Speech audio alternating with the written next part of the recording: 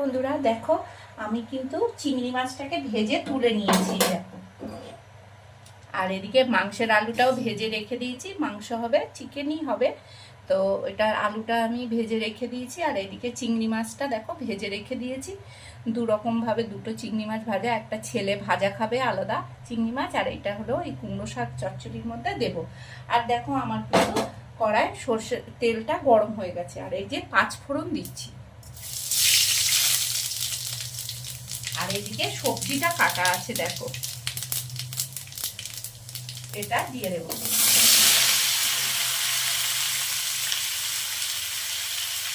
আজকে কুমড়ো শাক দিয়ে চিংড়ি মাছ দিয়ে বানাবো। তো সবজিটার মধ্যে কিন্তু আলু দেওয়া আছে, কুমড়ো শাক দেওয়া আছে, বেগুন আর আলু পেঁপে দেওয়া আছে। পেঁপে দিয়েছি, পেঁপে দিয়ে কুমড়ো শাক খেলে কিন্তু খুব সুন্দর লাগে। তো এই কুমড়ো শাকটা দারুণ টেস্ট হয় চিংড়ি মাছ দিয়ে।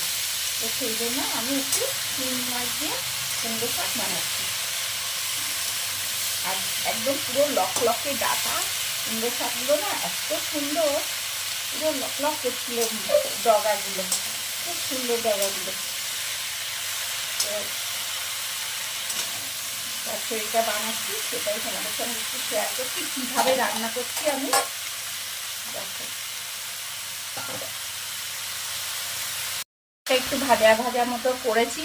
এবার আমি দেব কুমড়ো শাকের মশলা, কিন্তু বিশেষ কিছু লাগে না এইটা। কুমড়ো শাকের মধ্যে দেখো হলুদ দিয়ে দিলাম পরিমাণ মতো, একটু হলুদ দিয়ে দিলাম, পরিমাণ মতো একটু নুন দিয়ে দিলাম, যে